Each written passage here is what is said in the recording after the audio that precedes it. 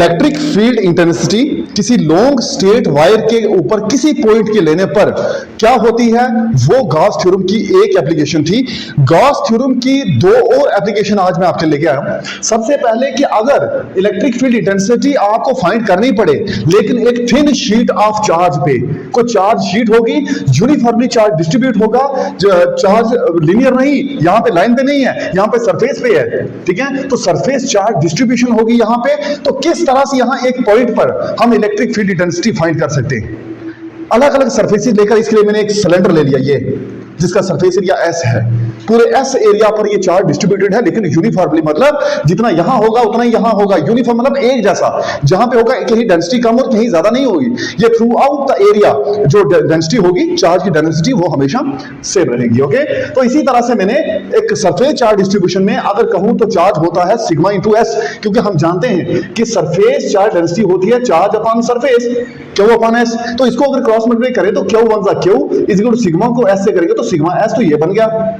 इसका हम आगे यूज करने वाले हैं। ओके, तो सबसे पहले यहां पे आप देखेंगे, ये देखो अकॉर्डिंग, क्योंकि ये एप्लीकेशन है गॉस लॉ की, इसलिए गॉस लॉ का यहां पे यूज होना बनता है। तो यहां पे हम गॉस लॉ को यूज कर रहे हैं, गॉस थ्योरम को यूज कर रहे हैं, जो कि होती है surface integral of E dot ds, यानी कि जिसको हम इलेक्ट्रिक फ्लक्स भी बोलते हैं, ठीक है। Dot ds is equal to Q upon epsilon, ये हम गॉस थ्योरम में पढ़ चुके हैं, ठीक है। इसका यूज करते हैं। E डॉट ds, देखो ऐसा सरफेस है, अब सरफेस को तीन हिस्सों में हमने डिवाइड कर दिया, S1, S2 और S3। जहां पे S1 है वहां E और ds की डायरेक्शन अपोजिट है, अपोजिट नहीं कह सकते, इसकी डायरेक्शन जो है ना परपेंडिकुलर है, एक दूसरे के परपेंडिकुलर, यानी दोनों के बीच में एंगल जो है वो 90 डिग्री का बन रहा है। लेकिन यहां पे E और ds दोनों की सेम डायरेक्शन होने की वजह से जो एंगल बनेगा दोनों के बीच में वो 0 डिग्री होगा। यहां भी वैसा ही होगा, ds और E की डायरेक्शन सेम है, इसलिए यहां पे जो एंगल बनेगा वो भी 0 डिग्री का, ठीक है। फील्ड की डायरेक्शन अगर मैं उधर भी कहूं, ds की डायरेक्शन इधर भी कहूं, तो दोनों अपोजिट हुए तो 180 का एंगल बनेगा, साइन लगने पर वो भी 0 हो जाएगा,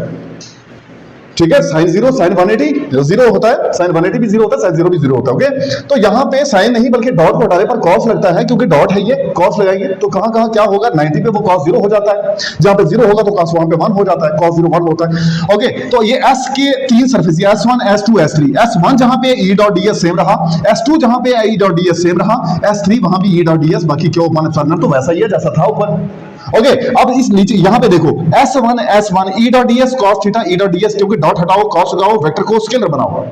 यहां भी डॉट हटाया, cos लगाया, वेक्टर को हटाया, डॉट हटाया, cos लगाया और वेक्टर को भी हमने हटाया, ठीक है। तो ये सब कुछ हो गया। अब आगे यहां पे देखेंगे कि S1 सरफेस के लिए ds और E के बीच में 90 डिग्री का एंगल है, इसलिए S1 के लिए मैंने यहां पे लिख दिया 90 डिग्री का एंगल, 90 डिग्री।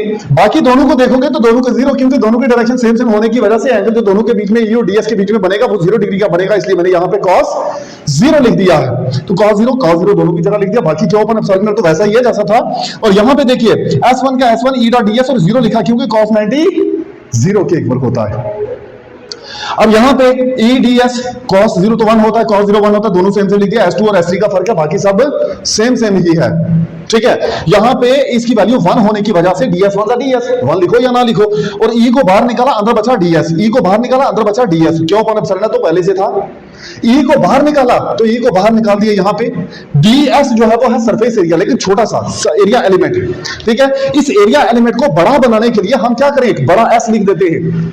वो बड़ा S क्या है, पूरा सरफेस एरिया, पूरा शीट का। तो यहां पे ये आ गया, ये S लिख दिया मैंने यहां पे ES, इसके लिए भी क्या है S, तो ES और ES हो गए 2ES।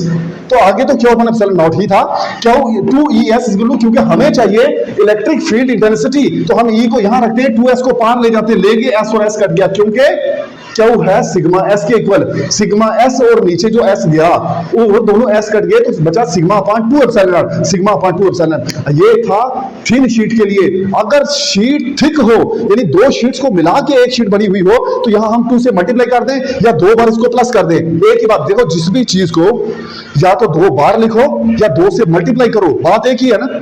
4 बार प्लस करो या 4 से मल्टीप्लाई करो, एक ही बात है, तो वो होता है। तो यहां पे इसको मैंने 2 बार किया, sigma upon 2 epsilon not, sigma upon 2 epsilon not, total कितना हो गया 2 sigma upon 2 epsilon not.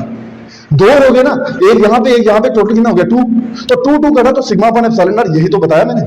Electric field intensity अगर थिक होगी तो, अगर थिन होगी तो सिर्फ इतना, थिक होगी तो ये भी चलेगा, ओके तो ये है पहली एप्लीकेशन जिसमें हमने एक इलेक्ट्रिक फील्ड इंटेंसिटी फाइंड की उस थिन शीट ऑफ चार्ज के ऊपर जिसके ऊपर चार्ज यूनिफॉर्मली डिस्ट्रीब्यूटेड है, एक जैसा है हर जगह पे। ओके अब दूसरी इसकी एप्लीकेशन है कि electric field intensity on uniform charge spherical shell. सबसे पहले हमने लाइन पे चार्ज देखा जहां इनफिनिट लॉन्ग स्ट्रेट वायर ली थी, उसके बाद हमने एरिया वाइज देखा, ये 2 डायमेंशनल चीज देखी।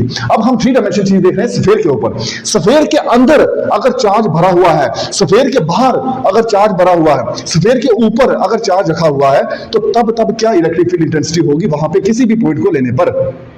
देखो मैं 2 शेल ले रहा हूं, एक शेल है चार्ज शेल, दूसरा शेल है ऐसे ही जिसके ऊपर किसी भी पॉइंट पर मैं इलेक्ट्रिक फील्ड इंटेंसिटी फाइंड करूंगा। देखो 2 शेल हो गए, एक स्फेरिकल शेल वो जिसके ऊपर यूनिफॉर्मली चार्ज डिस्ट्रीब्यूटेड है, ठीक है, और एक शेल वो जो हमने लिया जिसके ऊपर कोई भी हम पॉइंट लेंगे तो वो हम फाइंड कर सकते हैं उस पॉइंट पर इलेक्ट्रिक फील्ड इंटेंसिटी, ठीक है। जैसे यहां पे ये चार्ज है, ये बार वाला ऐसे ही है, लेकिन इसके ऊपर मैंने पॉइंट लिया है जहां पे इलेक्ट्रिक फील्ड इंटेंसिटी फाइंड करेंगे। यहां पे देखो ये ऐसे है चार्ज, लेकिन इसके ऊपर लिया इसीलिए P भी इसी के ऊपर आ गया, क्योंकि जो चार्ज स्फीयर है उसी के ऊपर ही मैंने पॉइंट लिया है यहां पे ऑन द स्फेरिकल शेल। अगर मैं इसको इनसाइड रखूं तो ये चार्ज स्फीयर बाहर आ जाएगा, जो अंदर था, और बाहर जो था वो अंदर आ गया, पॉइंट P अंदर आ गया क्योंकि पहले बाहर था अब अंदर, तो ये अंदर वाले को इनसाइड बोलते हैं, ठीक है। इस तरह से चार्ज को डिस्ट्रीब्यूट किया हो तो दूसरे शेल जो कि ये बताएगा कि इसकी इलेक्ट्रिक फील्ड इंटेंसिटी कितनी है, तो वहां पर इलेक्ट्रिक फील्ड इंटेंसिटी फाइंड की जा सकती है अलग अलग तरीके से, ठीक है। तो सबसे पहला तरीका कि आउटसाइड द स्फेरिकल शेल। अगर उस स्फेरिकल शेल के बाहर वाली बात करें तो एक आर छोटा होगा, एक आर बड़ा होगा। बड़ा आर होगा बाहर वाले किसी पॉइंट के लिए, छोटा आर होगा अंदर किसी पॉइंट के लिए। अगर पॉइंट बाहर है तो इस छोटे आर की जगह आप यहां पे कैपिटल आर भी लिख सकते हो, कैपिटल आर का स्क्वायर भी लिख सकते हो। रीजन ये कि ये बड़ा स्फीयर है। ओके अब यहां पे देखो E डॉट ds क्या होगा, मतलब ये तो था हमारा गॉस थ्योरम से, तो यहां इसके भी सरफेसेस करने के बजाय मैंने क्या कर दिया, E डॉट ds को हटाया, डॉट हटाया, यहां पे ये वेक्टर था, डॉट हटाया तो कॉस लगाया, वेक्टर को हमने स्केलर बनाया, ठीक है। क्या वो मतलब वैसा ही है, E ds cos 0, क्योंकि ds और E की डायरेक्शन दोनों की सेम होने की वजह से वहां पे जो थीटा होगा वो 0 डिग्री का होगा। तो जब थीटा 0 होगा cos 0 1 होगा, जब थीटा 0 होगा cos 0 1 होगा, ठीक है। cos 0 1 हो गया तो इसकी जगह हमने 1 लिख दिया। तो ds क्या है, सरफेस किसका, स्फीयर का, तो सरफेस एरिया स्फीयर होता है 4 पाई r स्क्वायर, तो मैंने इसकी जगह लिख दिया 4 पाई r स्क्वायर। बड़ा r इसलिए लिखा क्योंकि ये पॉइंट जो था ना, पॉइंट P वो बड़े r के ऊपर था आगे, ठीक है, इसलिए लिखा। और अब ये आ गई वैल्यू, क्योंकि ये मल्टीप्लाई में बाहर जाके डिवाइड में हो जाएगा, ठीक है। 4 पाई r स्क्वायर, तो 4 पाई r के ऊपर स्क्वायर लिख दोगे आप।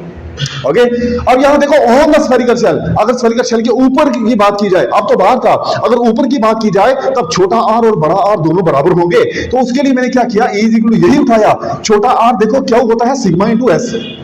अभी मैंने डिस्कस किया आपके साथ, क्यों चार्ज जो है ना वो सिग्मा सरफेस चार्ज डेंसिटी और इनटू s सरफेस होता है, सरफेस एरिया अपॉन 4 पाई r। s सरफेस एरिया क्या है, स्फीयर का 4 पाई r स्क्वायर, वो भी लिखा 4 पाई r। दोनों r बड़े क्यों लिखे, दोनों छोटे लिख दो ना तो क्या फर्क पड़ता है, ये छोटा बड़े के इक्वल है, ठीक है। तो दोनों बराबर लिखे, दोनों कट गए तो सिग्मा अपन एप्सिलॉन, ये आंसर आ गया। अब जो भी चार्ज स्फीयर होगा, जो गासियन सरफेस होगी, गास की सरफेस, उसके अंदर कोई भी चार्ज नहीं होता। अगर चार्ज नहीं होता इलेक्ट्रिक फील्ड इंटेंसिटी कहां से होगी, वो भी 0 होगी, इसलिए E इक्वल टू 0 लिख दिया मैंने। तो ये थी कुछ एप्लीकेशंस गॉस थ्योरम की। आज हमने 2 लास्ट बची हुई, एक कल की थी, 2 एप्लीकेशंस आज की हैं। तो इसी के साथ आपका ये चैप्टर कंप्लीट हो गया।